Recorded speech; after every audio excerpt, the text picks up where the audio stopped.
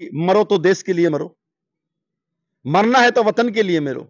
है जननी जने तो ऐसा जने के दाता के सूर, नहीं तो रह जाए बांझड़ी मत ना गंवाजे नूर। बांझड़ी रह जाए, जनना है तो सूरवीर जन्मो। तो मत मेरे वतन के लोगों, जरा आंखों में भर लो पानी, जो शहीद हुए हैं उनकी जरा याद करो कुर्बानी। मत भूलो सीमा पर वीरों ने प्राण गंवाए, जरा याद उन्हें भी कर लो जो लौट के घर ना आए। नमस्कार साथियों, जिस प्रकार हम बात करें कि कल कारगिल विजय दिवस को 25 वर्ष पूर्ण होने के उपलक्ष्य में रजत जयंती महोत्सव के रूप में कल मनाया जा रहा है। पूरे भारतवर्ष में खुशी की एक अलग लहर है, क्योंकि जो कारगिल युद्ध में जो लोग शहीद हुए थे, जो अपने देश के वीर जाबाज जो शहीद हुए थे, उनको कल नमन करने का एक बड़ा अवसर भी है लोगों के पास। तो उनको लेकर कल बड़ा प्रोग्राम है, पूरे भारतवर्ष में मनाया जाएगा। हम आपको एक ऐसे फौजी भाई से रूबरू करवा रहे हैं जिन्होंने कारगिल का युद्ध लड़ा था और जो दुश्मन थे उनके दांत हैं वो खट्टे करने का काम किया था, और उस युद्ध में विजय प्राप्त करके और आज वो हमारे साथ जुड़ रहे हैं। तो बातचीत करेंगे उस वक्त की जब ये युद्ध लड़ रहे थे, आज से 25 साल पहले का इनका वो जो अनुभव है जब युद्ध उन्होंने लड़ा था, उनको लेकर पूरी बातचीत करेंगे। उस समय की जो बातें हैं उनके बारे में इनसे पूरी जानेंगे हम पूरी बातें, कि कैसे आपने युद्ध लड़ा, कैसे दुश्मन है उनके साथ आपने मतलब उनका सामना किया, पूरी तमाम बातें करेंगे। अगर चैनल पर आप पहली बार आए हैं तो चैनल को सब्सक्राइब जरूर करें और वीडियो को अंत तक जरूर देखें। किशोर जी नमस्कार। और बड़ी सबसे पहले तो अपना इंट्रोडक्शन परिचय है जो दर्शकों का।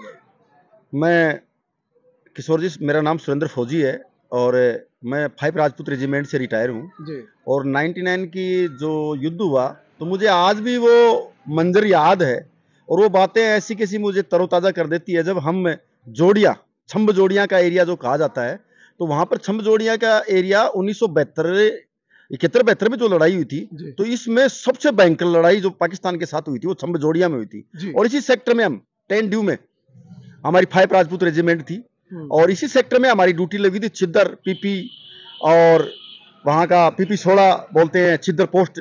तो उस पोस्ट पे मेरी भी ड्यूटी थी। तो हमारी आमने सामने पाकिस्तान का जो पोस्ट था वो बिल्कुल मेरे से 100 गज की दूरी पे था जी। और जो लड़ाई का जोर जो था पाकिस्तान के साथ, जो पाकिस्तान की जो आतंकवादी थे और पाकिस्तान जो सेना के जो जवान थे वो पहाड़ियों पे चढ़ गए थे धोखे से। तो कारगिल एरिया में लड़ाई का ज्यादा जोर था, छम्ब जोड़िया में इतना जोर नहीं था। लेकिन हमारी सेना, हमारी फौज ये 99 में तो आमने सामने जो पोस्ट थे उन पोस्टों में पूरी पूरी रात भर दिन भर गोलियां चलती थी, खूब भयंकर गोलियां चलती थी। और हमारे टैंक, आरटी के टैंक, बीएमपी जैन की जो अमला, जो दस्ता एक सेना का होता, पूरा का पूरा दस्ता तैयार था। हम रात रात भर करोटंस खोदते थे। तो मुझे आज वो मंजर याद है कि पूरी पूरी रात भर हम गोलियां चलाते थे आमने सामने। उधर से उनके पोस्ट से आती थी, इधर से पोस्ट से, हमारी पोस्ट से भी हम फायर करते थे, बम्बों के बम्बारमेंट भी होता था। तो उस समय का जो वक्त था, कैसा पूरा दिन मतलब व्यतीत होता था?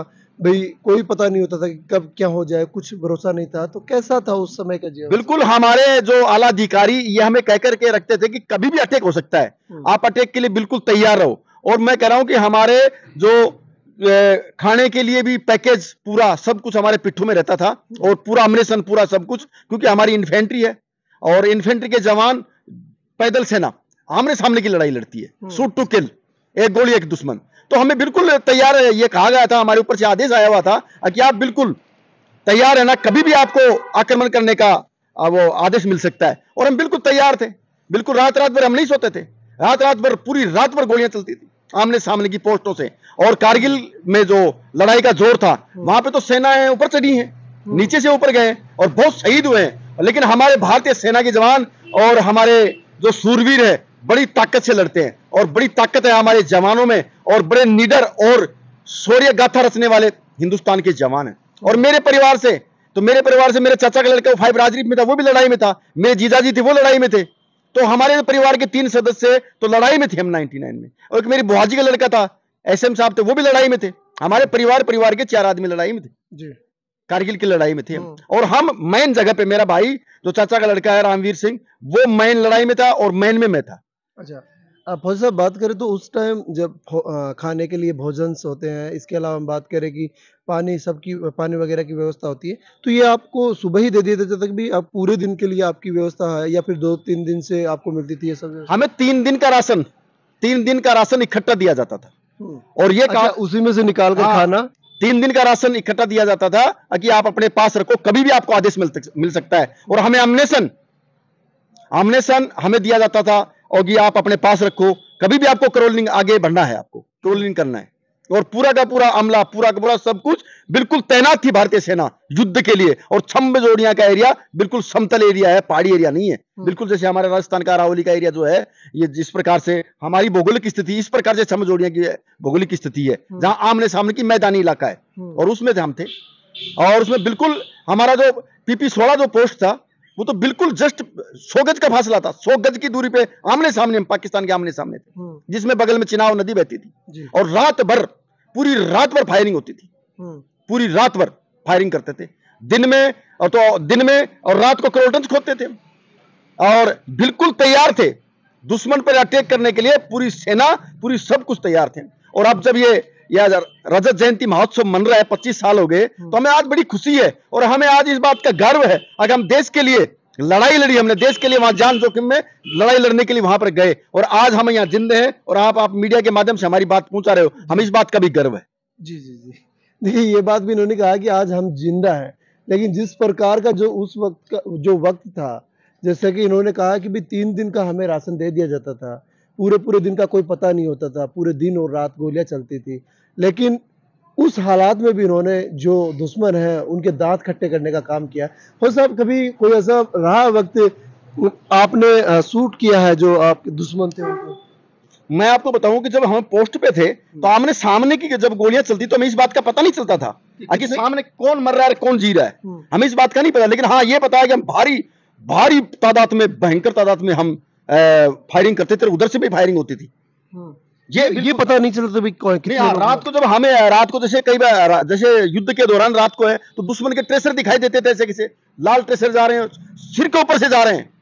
ये तो बहुत बार ऐसा वाक्य हुआ है, बहुत बार हुआ ऐसा वाक्य। और मैं आपको बताना चाहता हूं आपके मीडिया के माध्यम से कि मेरे चाचा जी का थोड़े दिन पहले राजस्थान जी न्यूज में भी उनका आया था। उन्होंने जो 62 की लड़ाई लड़ी है, 61-62 की, वो तो 2-3 महीने तक हाथियों का बता रहे हैं कि हमें खाने पीने के लिए कुछ नहीं था, हम कंदमूल फल खाते थे, हाथियों का मूत पी करके भी हमने अपना टाइम पास किया है। ये उन्होंने मेरे को दंत कथाएं बताते थे। हाँ, और उन्होंने युद्ध लड़ा है, उनके साथी सारे खत्म हो गए थे, जो आज भी कई शहीद हैं 65 की और 62 की लड़ाई में। और मेरा परिवार तो पूरा का पूरा परिवार, आज हम 3 भाई फौज में, मैं रिटायर्ड हो गया, एक भाई हो गया, एक भाई फौज में ड्यूटी कर रहा है। तो हमारा पूरा का पूरा परिवार सेना में युद्ध लड़े हैं हमारे परिवार ने। और आज आप किशोर जी, आप जो मीडियम के माध्यम से इस बात को पहुंचा रहे हो, मैं आपको नमन करता हूं। आगे सैनिकों की बात रखो। और बिल्कुल उस टाइम में फोन की कोई सेवा नहीं थी, फोन बंद कर दिए गए थे, जितने भी सैनिक छुट्टी पे थे सबको रिकॉल कर लिया गया था। और हमें ये जुनून था कि हमें देश के लिए कुछ करना है, हमें नाम कमाना है, देश के लिए न्यौछावर होना है। एक पल भी किसी भी बंदे के मुंह पे हमें सिकन नहीं देखी, सबके चेहरे पे। मैं आपसे बात करूं तो मेरे रोंगटे खड़े हो जाते हैं, जो युद्ध के दौरान हमने जो टाइम जिया है। आज लोगों को लगता है कि ये घूम रहे हैं यहाँ और पता नहीं ये कुछ करके भी आए कि नहीं आए, लेकिन मुझे वो दिन, वो पल आज भी याद है कि उस युद्ध के दौरान हमारे पूरे सैनिक बिल्कुल हनुमान के हो प्यारे बजरंगबली की जयकारा लगाते हुए, हमारे सैनिक इस बात को, हमारा लोगो राजपूत रेजिमेंट का, हनुमान के हो प्यारे बजरंगबली की जय, और इस लोगों को हम ताकत से, जोश से बोलते थे और कभी कोई विचलित नहीं होता था इस बात का। उस समय का कोई ऐसा वाकया जो आज भी दिल को झकझोर देता है, ऐसी कोई घटना उस समय की आप बताएंगे? मेरा जो पोस्ट था, उस पोस्ट पे रात को ड्यूटी दे रहा था, तो एक बुहाना के महेंद्र शर्मा था मेरे साथ, हमारे पंडित भी थे 5 राजपूत रेजिमेंट में जी।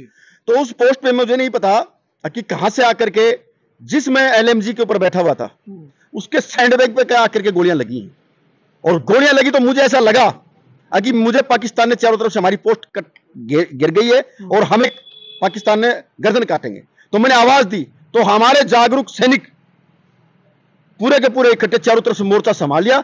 लेकिन मुझे लगता है बाद में पता किया तो कोई ना कोई पेड़ पे बैठ करके फायरिंग कर रहा था, बोला धोखे से। तो ये चीजें पाकिस्तान वाले करते हैं, धोखे से फायरिंग वगैरह। ऐसा टाइम खाना खाने का टाइम हो, ऐसा टाइम हो, उस टाइम पे करते हैं लोग। तो मुझे वो वाकया आज भी याद है कि देश के लिए, हो सकता है कि वो समय ऐसा था, भगवान ने साथ दिया, नहीं देश के लिए शहीद होते जी। और उस वक्त की बात रहती है हमारे लिए, अगर हम देश के लिए कुछ कर न्यौछावर हो रहे हैं। जी। उस ऐसा लगा कि मैं इस देश के लिए कुछ कर रहा हूं तो मैं विचलित हो जाऊं या मेरे परिवार में घर बच्चे मेरे इंतजार कर रहे हैं, कभी नहीं लगा। हाँ, सिर्फ एक ही जुनून था, अगर पाकिस्तान छम्मजोड़ियां पर अटैक करेगा तो सबसे पहला शहीद मैं हूंगा और इस पाकिस्तान के हजारों सैनिक मार करके शहीद होगा। अच्छा, उस वक्त कोई डिमोटिवेट हो जाता था, कोई सैनिक वगैरह ये सब लोग हैं, तो उनको मोटिवेट करने के लिए कौन से नारे वगैरह कुछ लगाए जाते थे जिससे में उनसे उनमें जोश आए?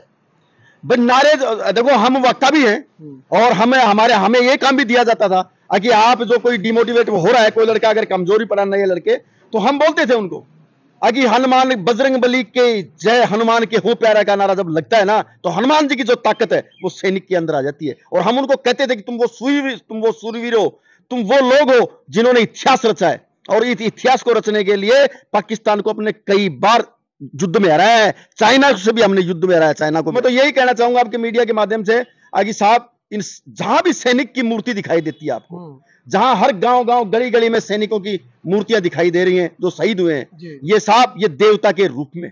और जहां पे आपको सैनिक दिखाई देता है, जिनकी मूर्ति दिखाई देती है, तो इन लोगों ने युद्ध लड़ा है, इन लोगों ने देश के लिए अपनी जान न्यौछावर करी है। इनको सलूट जरूर करना मेरा सिर्फ आपसे यही, आपके मीडिया के माध्यम से मैं यही कहना चाहूंगा।